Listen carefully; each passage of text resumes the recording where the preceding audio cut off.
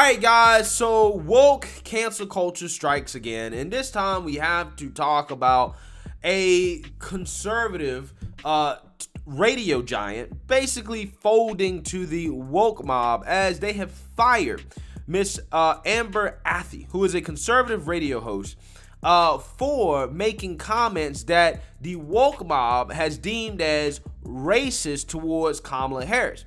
Now, the remarks were about Kamala Harris's outfit that she wore at the State of the Union address just a month or so ago. And if you guys remember, her outfit was terrible. Okay, it was like this brown pantsuit. I mean, she legitimately looked like a UPS driver. Like, I remember at the time, people were making jokes about how she actually does look like a UPS driver. Now, Miss Amber here made the mistake of repeating a joke that a whole lot of other people were making in a tweet, and apparently that pissed off the mob. Okay, the woke mob came after her and her livelihood, her ability to feed her family, because of course they deemed this joke to be racist, because anything that they disagree with, right, is racist. Of course, you know, get your mugs at the website if you haven't already. But the company Cumulus Media, who is her employer that hosts the radio show that she was on, decided to fold to the mob and fire Miss Athey for the tweet because they are afraid of the mob. Okay, a story that we've heard all too often. So Miss Amber Athey has decided to speak up about this, right? She's not gonna go silently into the night, and she actually went on Fox News, Tucker Carlson's show, to talk about her story. And I want to go ahead and play that clip of her explaining what happened so that you guys get full context on what is going on here. Take a look. So there are a million censorship stories out there, but every once in a while you see one that's just like actually pretty unbelievable, and this is one of them. So Amber Athey was a talk show host on a conservative news station in Washington called WMAL, which is a good station. Then she made the mistake of tweeting a joke about the color of Kamala Harris's pantsuit during the State of the Union, and we're just going to read it to you because it's not anything to be embarrassed of. Here's what it said, quote, "Kamala Harris looks like a UPS employee. What can Brown do for you? Nothing good, apparently." Okay, so that's a joke based on the UPS slogan. It's like not that far out. It's certainly not hateful. But a few days later, a left-wing activist group pretended that they were deeply upset because it was racist, so they called on Cumulus, which owns WML, to fire her, and she was fired. And unlike most people who get fired, she fought back in a big way. She got a great piece on this in The Spectator of London today. She joins us right now. Amber, thanks so much for coming on. It feels like in this story we're missing part of it. Like that's the tweet, and then you get fired? On what grounds? Yeah, it's a great point, Tucker. I wish that there was more to the story because this is so infuriating. But I have a termination letter that lays out in very specific detail that it was, in fact, this tweet about Kamala Harris's outfit. And I think what happened here is that Cumulus thought, and Cumulus is the parent company for WMAL, as you mentioned, that they could just make this all go away. They could get these few activist emails. They could appease the mob if they just fired me. Well, their first mistake was that the woke mob is never satisfied. They always want more scalps. And the second mistake that they made is they thought that I was just going to roll over and shut up about this. Well, that's not who I am. I believe very deeply that we are all obligated to speak out when injustices occur in our society.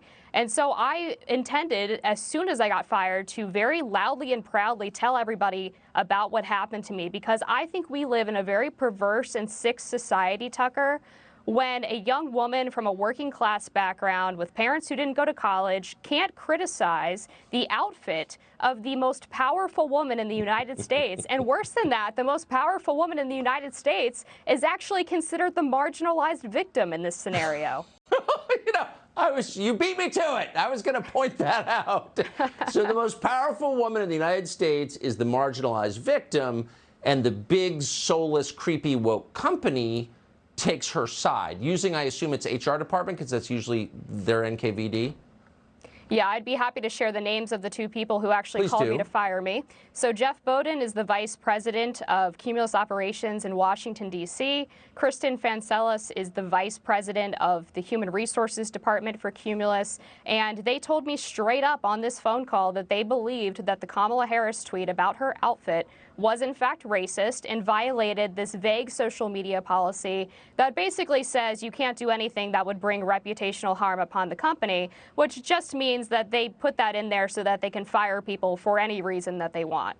I guess this is a rhetorical question, but did they explain how it was racist, that you weren't impressed by her outfit? Did they get specific, or did they just call you names and fire you? No, they just called me names and fired me, and I tried to defend myself but wasn't really offered the opportunity. And I'm told that in subsequent meetings about this situation, they actually admitted that they didn't really think that the tweet was racist. What really mattered to them was the perception of it being racist by these really bad faith, dishonest left-wing actors.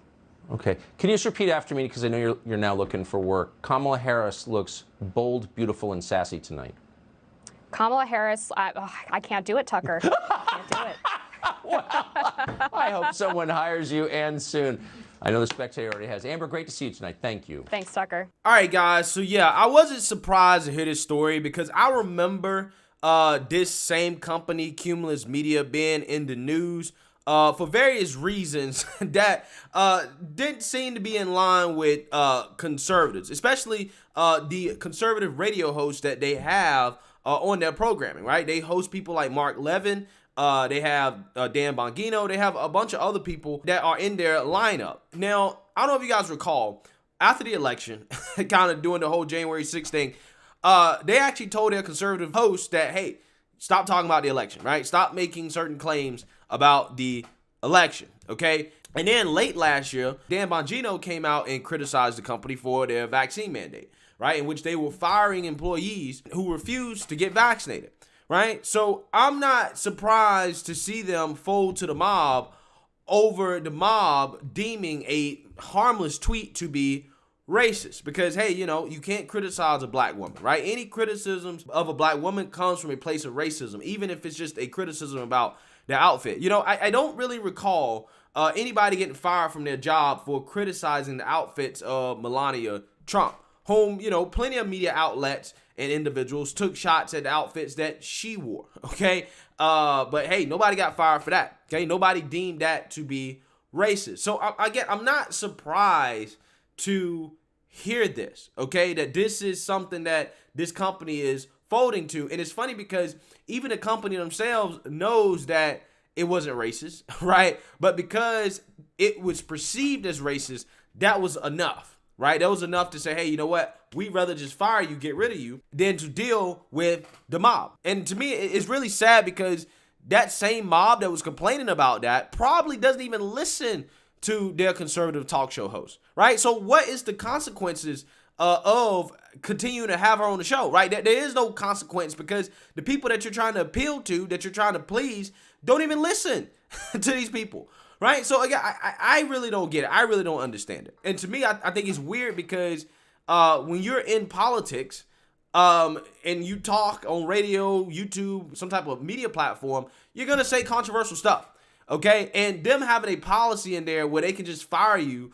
for saying whatever, anything that can be perceived as making the company look bad, I feel like that's problematic. Again, especially when your whole business is based off people saying controversial things that people are not going to agree with, right? But it seems like all it takes is for people to characterize something that you say is racist, even though you know it's not racist, for you to actually fire that person. Again, it's sad, man. It really is. Okay? It's almost like conservatives literally have to build out everything, right? We have to build our own everything. We got to rely on not woke billionaires to purchase Twitter, build our own stuff. We got to do everything, okay? Because these woke companies are so afraid of a small minority of people. I truly don't understand it. I really don't. I don't get it. But hey, at the end of the day, for her, you know, this is good and bad. It's bad because she lost her job, she lost her livelihood, she lost her ability to feed her family, you know, to make money. However, I think it's temporary. I think that Tucker bringing her on the show is probably going to get her a lot of publicity, and she'll probably get hired somewhere else, right? Probably like Fox News or something. They'll probably pick her up, and it'll be whatever, right? It'll be a career advancement move for her. And hey, I could argue to a certain extent getting canceled does help your career, because at the very least it shows that you're making statements that the establishment doesn't like, okay? And normal everyday people like that, okay? Because we know that the establishment is all about lies, okay? So when you are getting canceled by them, when the establishment is afraid of you, then it must mean that you're saying something that is truthful, right? And in this case, she was 100% right and truthful in what she was saying, in the sense that Kamala's outfit was terrible, okay? And Kamala hasn't done anything for the American people. So hopefully she'll get picked up. I wouldn't be surprised if Fox News hires her, but we'll see. Let me know what you guys think. Make sure you like, comment, and subscribe. Most importantly, share a Black conservative perspective. Peace.